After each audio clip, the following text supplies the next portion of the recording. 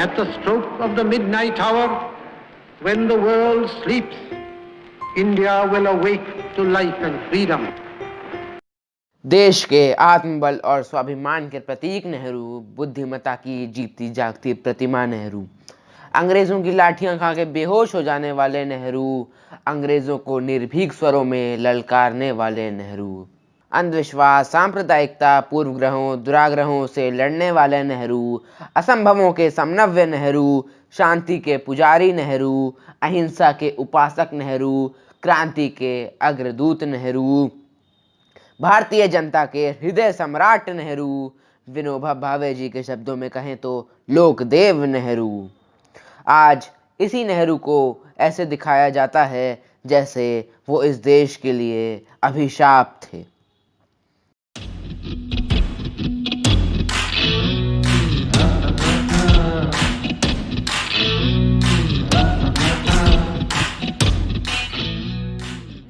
उन्नीस की लड़ाई के बारे में बात तो मैंने पार्ट 1 में भी की थी, लेकिन उसके बाद भी कुछ लोगों को समझ नहीं आया, तो इसलिए फिर से बात करते हैं और इस बार थोड़ी और असलियत सामने लाते हैं। आम राय यह है कि चीन ने पंडित जी को दोस्ती के जाल में फंसाकर परेशान किया और पंडित जी चीन को पहचानने में गलती कर गए, मगर गलती पहचानने में नहीं हुई। सन 1959 की बात है, जब सीमा पर चीन अग्रेशन दिखा रहा था, तब संसद में विपक्ष ने सवाल किया कि चीन के विरुद्ध जो कदम आज आप उठा रहे हैं वो 1954 में क्यों नहीं उठाए। इस पर पंडित जी ने उत्तर दिया, अगर ये कदम 1954 में उठाया होता तो जो काम चीन ने आज किया है वो सन 1954 में ही कर चुका होता। चीन के बारे में पंडित जी किसी भ्रम में नहीं थे।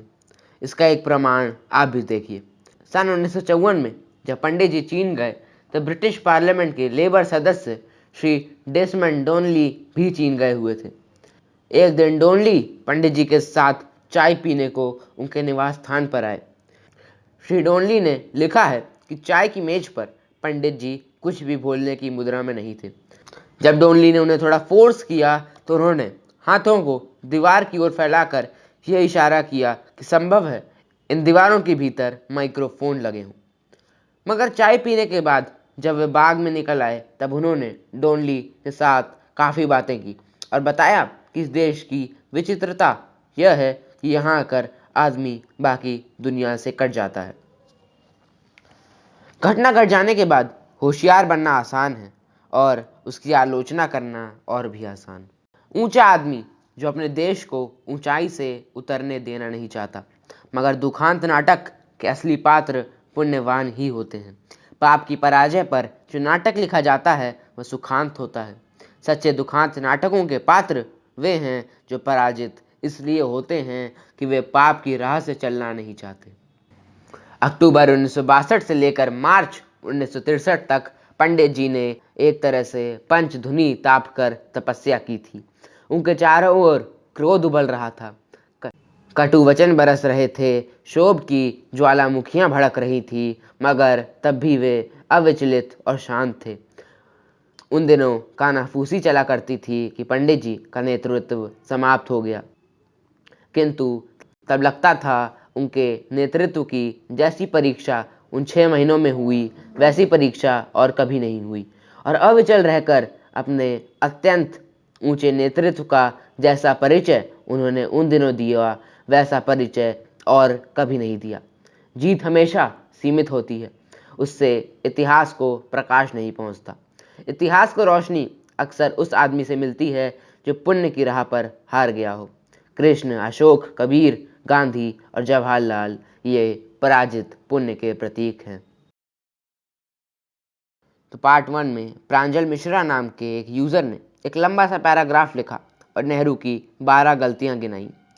तो इन 12 गलतियों में से मैंने 4 को चुना है।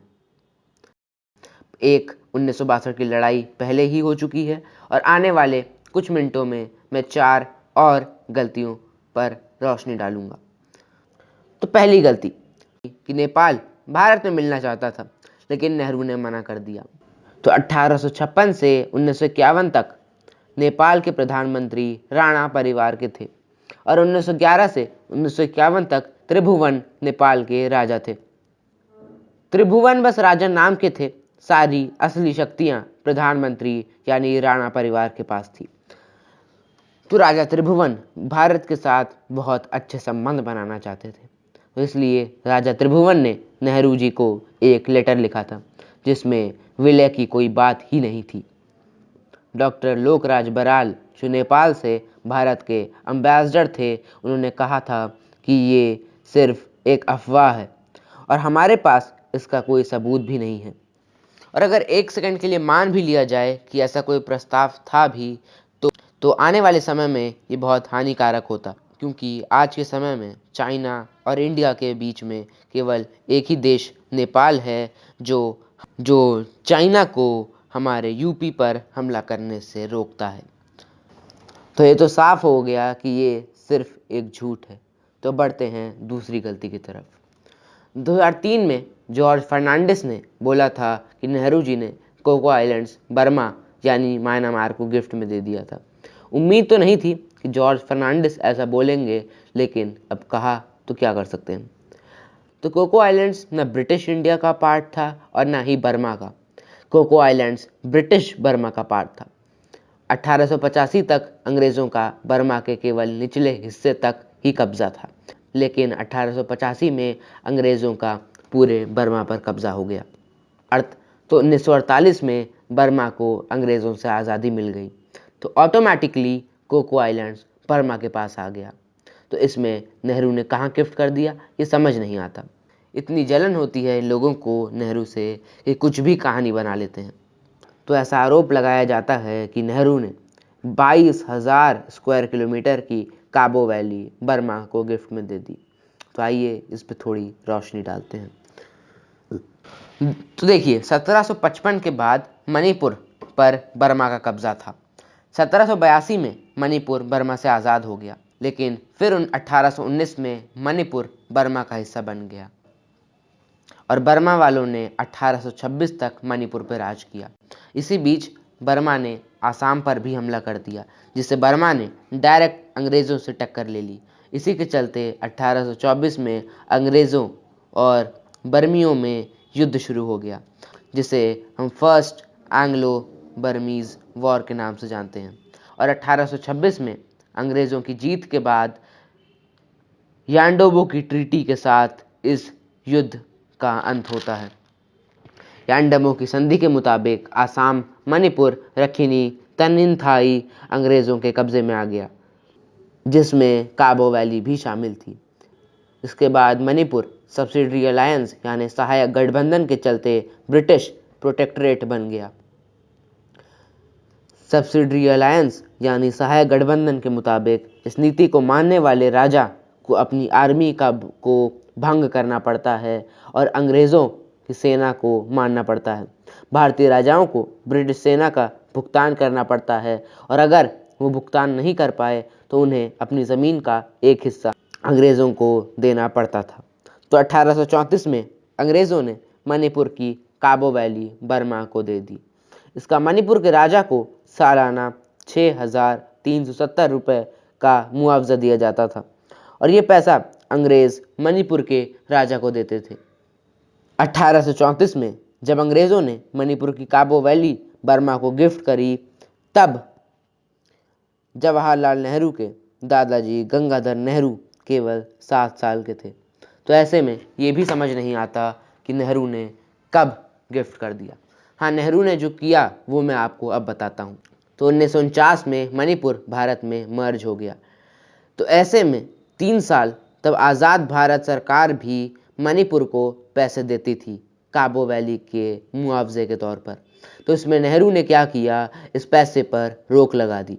आप ही बताइए कि क्या कोई अपने ही देश के राज्य को मुआवजे के तौर पे पैसे देता है, वो भी ऐसी ज़मीन के लिए जो 100 साल पहले ही अंग्रेज़ों ने किसी दूसरे देश को गिफ्ट में दे दी थी। तो इसी बात को लेके ये लोग नेहरू को बोलते हैं कि इन्होंने काबो वैली बर्मा को गिफ्ट दे दी, लेकिन सच्चाई कुछ और है। तो बात करते हैं चौथी गलती की। तो नेहरू जी पर यह आरोप लगाया जाता है कि आज़ादी के समय बलूचिस्तान भारत में मर्ज यानी मिलना चाहता था। तो आइए इस पे भी थोड़ी रोशनी डाली जाए। सबसे पहले, पूरा बलूचिस्तान भारत में नहीं आना चाहता था, केवल खनेत अफकलात भारत में मिलना चाहता था। और 1947 में खनेत अफकलात बलूचिस्तान का आधा भी नहीं था। ये रेड कलर में जो आप देख रहे हैं, बस इतना ही खनेत अफकलात था। देखने पर यह भी पता चलता है कि ये एरिया पूरी तरह से लैंडलॉक्ड है और भारत के साथ कोई कनेक्शन नहीं, और हवाई मार्ग से भी कनेक्शन की उम्मीद ना के बराबर है। अन्य शब्दों में कहें तो ये एक जियोपॉलिटिकल डिजास्टर यानी भू राजनीतिक मुसीबत थी। और वैसे भी इस ऑफर को सिर्फ नेहरू ने ही नहीं, बल्कि सरदार पटेल ने भी इसे रिजेक्ट कर दिया था। आगे से कोई भी नेहरू को इन बातों के लिए बदनाम करे तो उसे तुरंत ये जवाब दे दीजिएगा। और बाकी सो कॉल्ड गलतियों पर भी पार्ट 3 में रोशनी डाली जाएगी।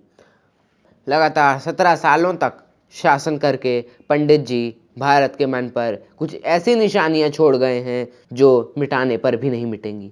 बली और शक्तिशाली होना जैसे अन्य देशों के लिए संभव है, वैसे ही वह भारत के लिए भी संभाव्य है, किंतु उस ओर इस देश की प्रवृत्ति नहीं है।